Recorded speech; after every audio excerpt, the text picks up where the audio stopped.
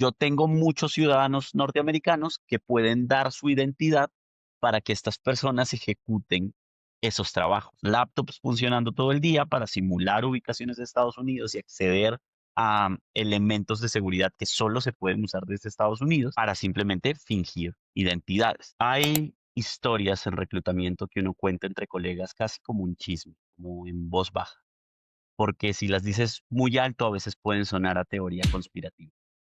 Esta no es una de esas historias. Esto empezó como un rumor, como un patrón raro en mis entrevistas y terminó revelando algo que hoy preocupa a gobiernos, empresas y a cualquiera que contrate talento remoto.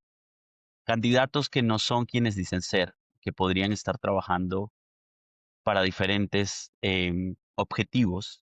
En este capítulo te vamos a contar cómo pasamos de entrevistar a veces talentos que son demasiado buenos para ser verdad a descubrir que nuestra historia coincide con lo que se ha investigado por Microsoft, por el Departamento de Justicia de Estados Unidos, por Palo Alto Networks y que ha salido en noticias alrededor del mundo.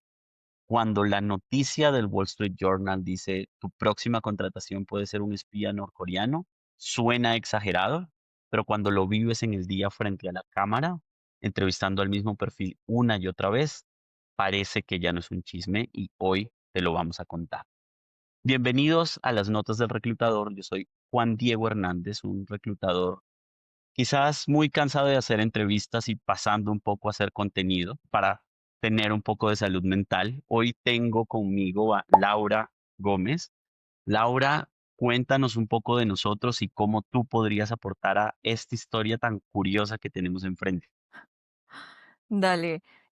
Bueno, yo soy Laura Gómez, yo soy People Lead, llevo ya varios años trabajando en reclutamiento y todo lo que está relacionado a recursos humanos, a People Management, y me han pasado también historias bastante curiosas. Yo creo que también por el hecho que yo contrato mucho en Estados Unidos, en Europa y en otros lugares, como que se dan más este tipo de casos, de situaciones. Entonces, nada, feliz un poco de compartir un poco esas experiencias y esas historias para como ayudarnos entre todos. Yo siento que como comunidad, como reclutadores, tenemos que compartirnos esos tips, esas cosas, esas creencias que de pronto a veces nos pasan que decimos como, de pronto está un poquito raro.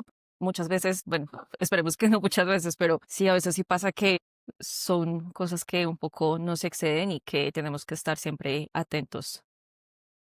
Sí, igual yo incluso pensaría que no solamente los reclutadores, los dueños de negocio, los líderes de área, porque nosotros como reclutadores a veces puede que tengamos muchas entrevistas al día y pueda ser más evidente como esta historia no coincide, esto se me hace un poco raro, en esta plataforma tiene escrito esto y en la hoja de vida otra cosa, pero luego cuando tú ves las entrevistas de dueños de negocio o de líderes que quizás no están tan acostumbrados al mundo del reclutamiento como tal, creo que son más propensos todavía a ser Mm. expuestos a ser engañados. Entonces, por eso creo que me llamó mucho la atención. Ahora vamos a los hechos, ahora vamos a los titulares, pero a mí esto me comenzó a llamar la atención quizás desde hace un año y medio. Estaba haciendo muchas entrevistas a muchos tipos de candidatos para diferentes compañías o diferentes proyectos y me comenzó a pasar que encontré un patrón. Y el patrón era que un candidato que tenía una definición muy mala en la videollamada y que curiosamente a veces tenía rasgos asiáticos y un nombre muy latinoamericano, muy latinoamericano, me decía que vivía en algún pueblo pequeño de México, de Perú, de Colombia, de Argentina, de Brasil, pero bueno, Brasil no habla español, pero además de estos otros países, nunca hablaban español. Nunca sabían siquiera una sola Ujú. palabra de español. Entonces, esto comenzó a ser raro. Cuando los llamaba por WhatsApp, las llamadas se cortaban, la videollamada se cortaba en algún punto, y eso me comenzó como a quedar en la cabeza. Qué extraño, lo comentaba con amigos, pero no entendía del todo qué estaba pasando. ¿Cómo fue tu experiencia acercándote a esta situación? A mí me pasó principalmente, a mí me gusta mucho estar siempre como viendo las noticias, viendo cualquier cosa que me pueda ayudar a expandir ese conocimiento, porque siento que a veces no necesariamente te tiene que pasar de primera mano para que tú estés informado y puedas prevenir que te pase una cosa de esas. Yo soy súper loca, siempre me gusta estar investigando, viendo, revisando, y en medio de eso salió este capítulo de un podcast del Wall Street Journal en el que dicen Ujú. como, puede que tu próxima contratación sea un espía de Corea del Norte. Y ahí sé cómo entender muchas cosas. A conectar. Siento que sí, literal. Siento personalmente que cuando estás en un rol de reclutamiento, eres como esa primera puertica, como ese salvaguardas de la empresa. Y a veces como que se nos olvida en el afán de las métricas, de cuánta gente voy a procesar rápido, pero es un rol muy importante. Y a partir de tener como este conocimiento, yo dije, bueno, pucha, yo contrato un montón. A veces, pues muchas veces en empresas con un crecimiento muy exponencial, esas cosas te pueden pasar fácilmente. Entonces, a partir de tener como este conocimiento, fue más como cómo puedo darme cuenta, cómo puedo prevenir que a mí esa vuelta no me pase. O sea, ni siquiera llegar a una entrevista y que eso me pase y cómo voy a crear como todo ese proceso. Entonces, yo siento que prevenir un tipo de fraude de este estilo va en tres fases diferentes del proceso, ¿no? Primero en el screening que tú haces de cuando recibes la hoja de vida, cuando chequeas todo, a veces, no sé, siento que o dependemos mucho de la ATS que manejamos o de Ujú, una revisión rápida de palabras clave, y ujú. simplemente los pasas. Y no, yo siento que es como dedicarle un poco más de tiempo, de esfuerzo a esa fase del proceso, porque uno te va a facilitar el proceso más adelante.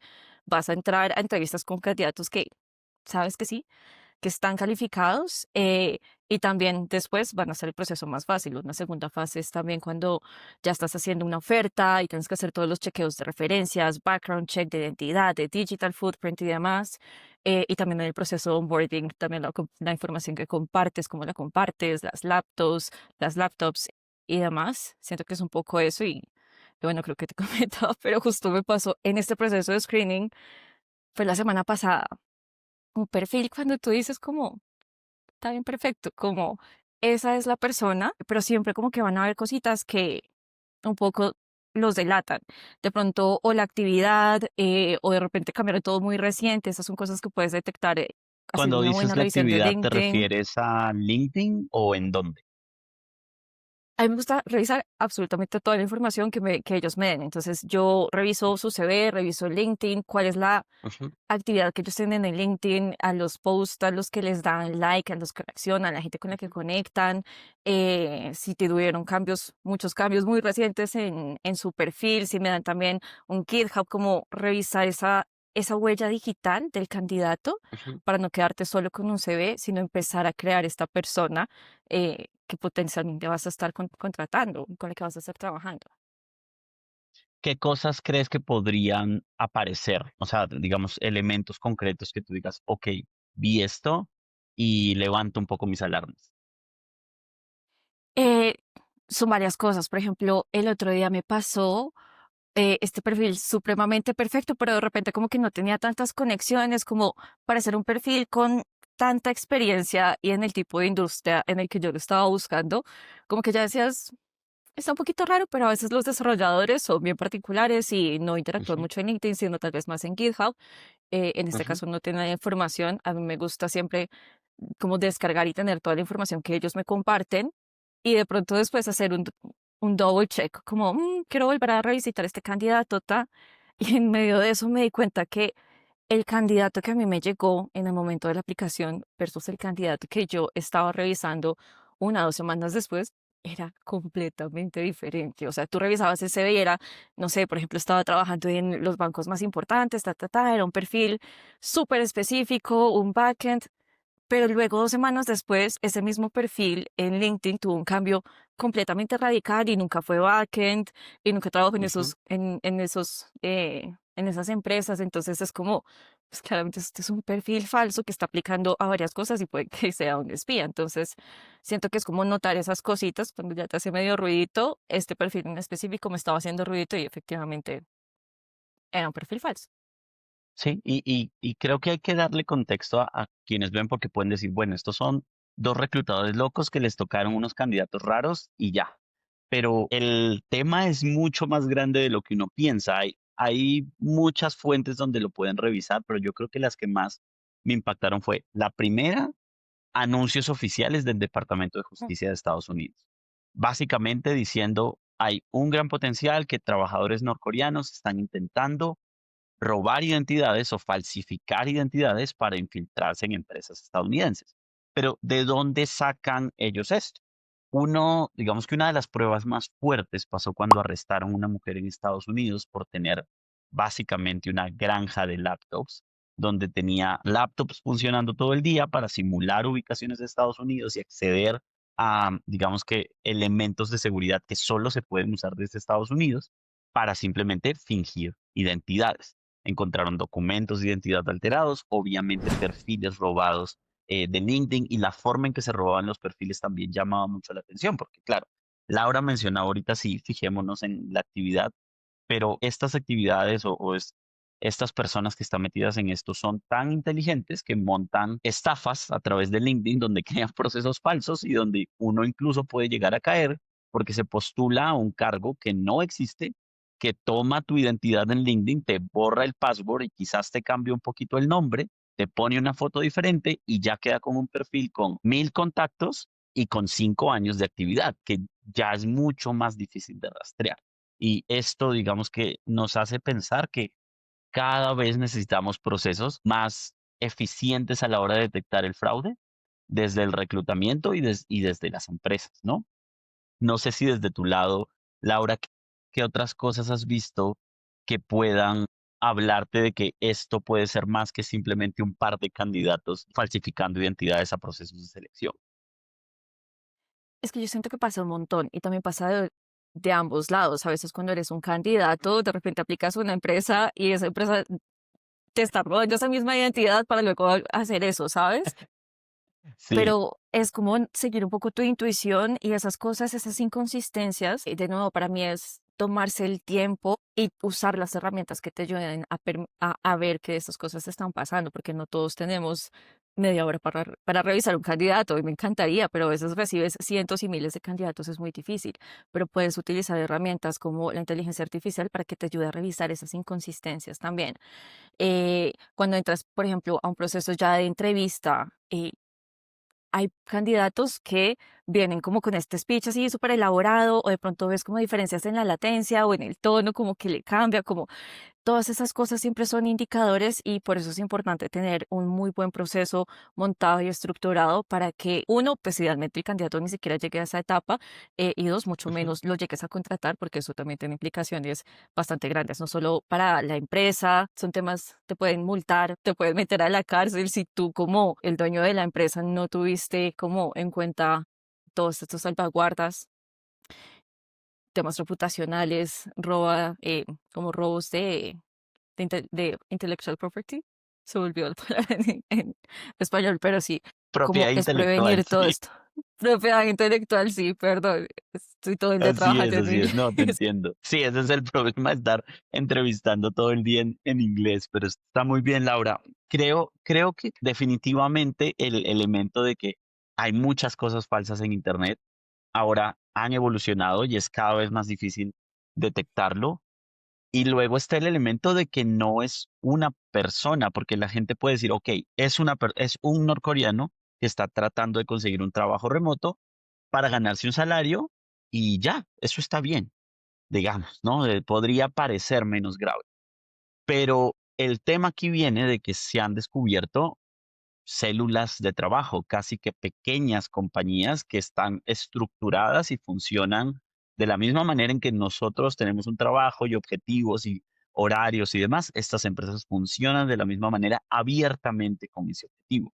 ¿Y por qué sabemos esto? Porque digamos que cuando ustedes revisan las noticias que publicaron Le Monde y el Clarín también publicó al respecto, se encontraron servidores que contenían fotos y mensajes de estos empleados remotos contratados. Una empresa en Estados Unidos encontró a una persona que contrató, se dio cuenta que estaba haciendo actividades, digamos, inusuales, y una vez que lo despidieron, revisaron su historial en detalle y encontraron básicamente descargas masivas de la información de la empresa, es absolutamente cualquier documento que tenga la empresa, pero además de ello, encontraron que los conectaba a un servidor que pudieron hackear con fotos y mensajes. ¿Qué encontraron en estas fotos y estos mensajes? Básicamente órdenes. casi como KPIs, como tiene una empresa normal, tareas diarias por hacer y responsabilidades por persona. Entonces, la persona que tenía el trabajo básicamente lideraba a otros para decir, ok, tú haces esto hoy, tú lo manejas de esta manera, porque no es solo conseguir un trabajo para cobrar 2 sueldos y que te despidan, no, es mantener ese trabajo y cobrar el trabajo, digamos que el sueldo de manera constante y con eso mantener un equipo que siempre tiene acceso a esa empresa. Entonces encontraron además fotos de lugares, apartamentos donde vivían en el mismo lugar personas y que operaban básicamente tratando de conseguir la información. La persona que tenía el mejor inglés, según los mensajes que detectaron, era quien presentaba las entrevistas. Entonces esta persona podía presentar varias entrevistas, conseguir varios trabajos y luego otras personas hacían el trabajo. Yo cuando leí eso, se me hizo muy impactante porque a mí me pasó a comienzos de este año que me llegó una invitación a un empleo por LinkedIn. Y yo soy muy curioso si la empresa me llama la atención, si es algo que definitivamente yo no he visto, me presento. Entonces me llamaron a una entrevista, me presenté, les conté de mi experiencia y me dijeron que, ok, Juan Diego, era una persona de Estados Unidos, por el acento solo asumo, era una persona de Estados Unidos y me decía, ok, Juan Diego, entonces tú vas a entrar a trabajar en el nivel X, me dieron un número, ahí sí, sí acepto. Entras a trabajar, tienes este salario y luego tienes un bono por resultados. ¿De qué depende ese bono? Les estoy hablando de una experiencia real, una entrevista de trabajo que me hicieron a mí ofreciéndome un empleo. Entonces me dijeron, ok, tú lo que vas a hacer es encontrar empleos de empresas en Estados Unidos que necesiten que las personas sean US citizens, ciudadanos americanos. Vas a detectar esos empleos, los vas a subir a un sistema y vas a preparar a candidatos de nuestra base de datos para que consigan ese empleo. No importa si no tienen el permiso para trabajar en Estados Unidos de manera remota. Porque yo tengo muchos, me decía la persona que me entrevistó, yo tengo muchos ciudadanos norteamericanos que pueden dar su identidad para que estas personas ejecuten esos trabajos. Lo único que necesitamos es que en la entrevista se conecten los dos, compartiendo pantalla, él va a ver lo que le preguntan, le ayuda al norteamericano a responder y conseguimos el trabajo y todos ganamos bonos al respecto. Se me hizo muy raro. Le dije que la Fuertísimo. verdad me sonaba sketchy, me sonaba extraño, y la persona trató de convencerme, o sea, como de contraofertarte. Y me dijo como, no, Juan, pero créeme que aquí hay mucho trabajo, se pueden sacar muy buenas comisiones. Lo vendió como una estructura muy grande. No me atreví a preguntarle cuántas personas trabajaban en esto, pero sonaba una operación muy grande. Al final me desconecté de la llamada, pero me dejó pensando demasiado que si esto me ha tocado a mí en una situación, esta empresa debe tener competidores. O sea, esto debe ser mucho más grande de lo que nosotros nos estamos imaginando. Entonces, el trabajo remoto definitivamente tiene unos riesgos muy grandes. No sé, en las empresas que tú has colaborado, Laura, ¿alguna vez han encontrado situaciones, digamos, que podrían poner en riesgo la información de la compañía? Que puedan poner en riesgo la información de la compañía, no necesariamente, pero siento que también porque se han creado todos esos sistemas que te ayudan a prevenir que ese tipo de cosas no pasen, pero hay muchas cosas que a veces se nos tienden a pasar. Por ejemplo, yo pensaba en un trabajo que tuve en algún momento. Es una política un poco que pasa mucho en el trabajo remoto, como bring your own device, como está súper cool, pero también estás arriesgando muchas otras cosas. Bueno, esta política es que me quiero ahorrar los, qué sé yo, $1000 que me cueste comprar una laptop y tener un sistema de ciberseguridad. Y eso es bastante delicado y a veces también es pensar un poco cuánto me estoy ahorrando versus cuánto estoy arriesgando con ese tipo de cosas, porque si estás manejando un tipo de política así, o tienes que tener un sistema, pero ironclad, que tú no tengas ni el más mínimo miedo de que se salga la información o de que te hackeen o que de repente alguien te está robando como toda esta información sensible, o tienes que tener ese sistema en lugar. Por ejemplo, cuando yo trabajaba en EY, pues es una Big Four, no es una de las empresas más Ujú. grandes del mundo. Obviamente los sistemas de seguridad eran completamente impecables y también eran no solo reactivos, sino muy preventivos. Tú tenías tu propia computadora del trabajo, ellos siempre estaban no solo monitoreando como la información a la que tú estás accediendo, sino que lo flaguean instantáneamente.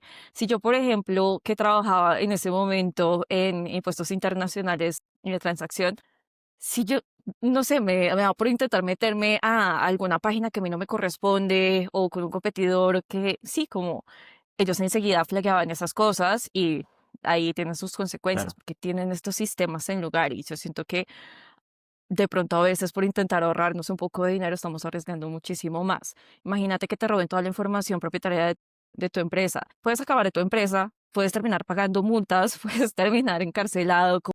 Los riesgos a veces son muchísimo más grandes y como tú lo decías, o sea, es que estos son operaciones literalmente como empresas ya que están montadas, es como, bueno, vamos a estafar, que lastimosamente pasa en todos los ámbitos, nos pasa en nosotros, pero pues tenemos que también tener esos contrapesos. Claro, y el nivel de colaboración internacional sorprende, ¿no? Porque Sí, entonces no, claro, nosotros hablamos de la noticia de Norcorea que sale en el Wall Street Journal, pero hay muchos ciudadanos norteamericanos involucrados en la situación. Solamente la granja de laptops por la que detuvieron a a la persona recaudó de sueldos más de 17 millones de dólares en 3 años solamente a partir de sueldos de trabajos remotos muy bien pagados en Estados Unidos. Entonces, llama la atención que la recompensa está ahí, o sea, la gente lo persigue porque definitivamente podrían llegar a ser suficientemente rentable para atraer a las personas correctas, porque la verdad no sé quién de mis compañeros habrá aceptado la oferta que tuve que rechazar. Pero si lo encuentro, luego lo entrevistamos con la cara tapada porque claro, quiero saber cómo sí, funciona eso. Tendría, tendría que ser increíble. sí. De lo que tú has visto, ¿te ha tocado alguna vez? Y esto solo lo he visto en redes, a mí sí no me ha tocado. Herramientas que ayudan a cambiar el rostro en videollamada. No, eso sí no me ha Sí, pasado, que pero sí tú. pasa mucho como la gente que está pasando las preguntas por AI. Entonces Ah, es claro, como, sí, eso sí pasa un montón, pero por Dios, o sea, uno se da cuenta como reclutador, sí, es como, es bastante obvio. Pero eso no me ha pasado, me parece gravísimo. O gente que utiliza como otras voces o que se rehúsa a prender la cámara, como a mí no me gusta, por ejemplo, ser fastidiosa. Hay gente que simplemente es tímida y eso está bien, pero en un proceso de reclutamiento, si quieres conseguir un trabajo, sí es como, es es natural que sí, prendas la tienes que cámara y si no la exponerte, ¿no? prendes es como, me va a parecer igual un poco raro, puedo entender de pronto si algún otro dato, no sé, como no me hace ruido, pero son esas cosas que es protocolo, ¿sabes?